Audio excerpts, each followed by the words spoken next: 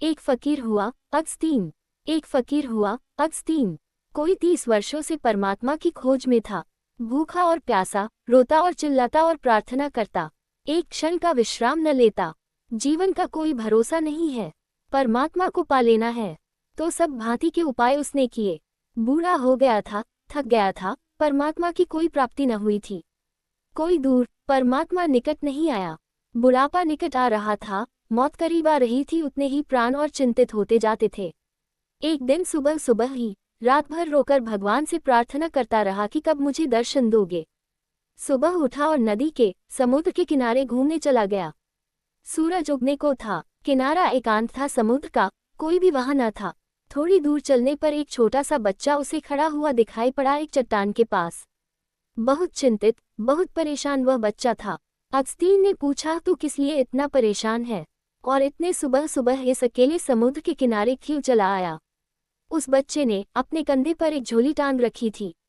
उस झोली में से एक बर्तन निकाला, छोटा सा बर्तन, और उसने कहा, मैं परेशान हूँ। मैं इस बर्तन में समुद्र को भर लेना चाहता हूँ, लेकिन यह समुद्र भरता ही नहीं। उस बच्चे का ये कहना था कि मैं इस बर्तन में इस समुद्र को भर लेना चाहता हूँ, लेकिन ये भरता ही नहीं है।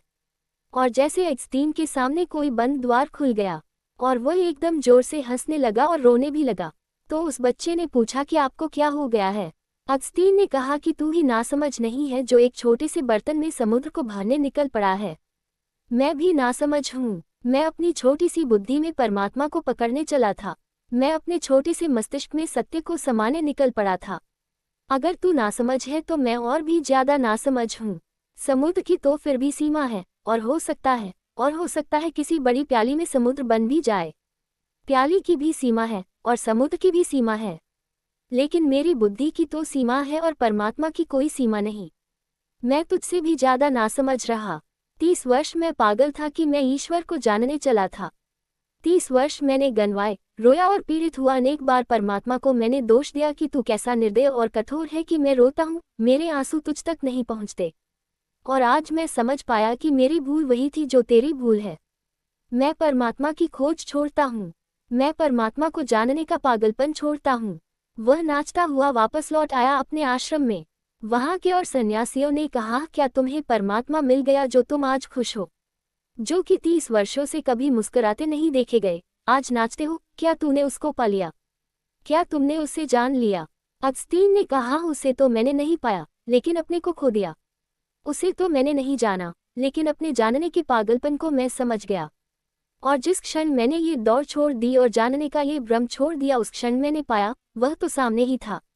वह तो सामने ही है। मैं भी तो वही हूँ।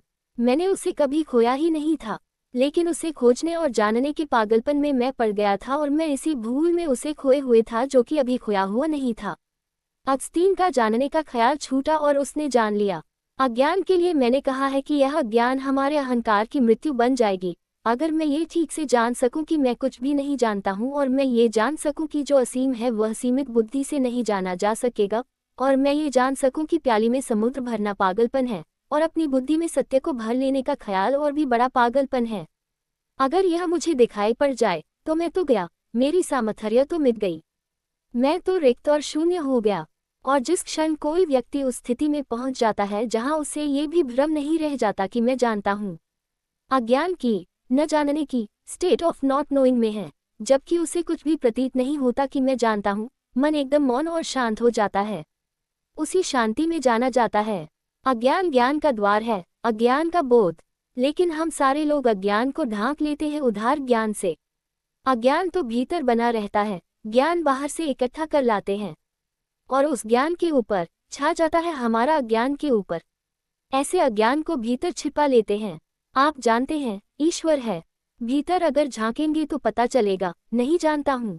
लेकिन अगर बुद्धि से पूछेंगे तो बुद्धि कहेगी, हाँ ईश्वर तो है, किताबों में लिखा है। गुरु कहते हैं, ऋषि मुनि कहते हैं, ईश्वर है। जब तक कोई और कहता है ईश्वर है, तब तक आपके लिए ईश्वर नहीं है। जिस दिन आपके प्राण जानेंगे उसी दिन होगा, उसके पहले नहीं हो सकता।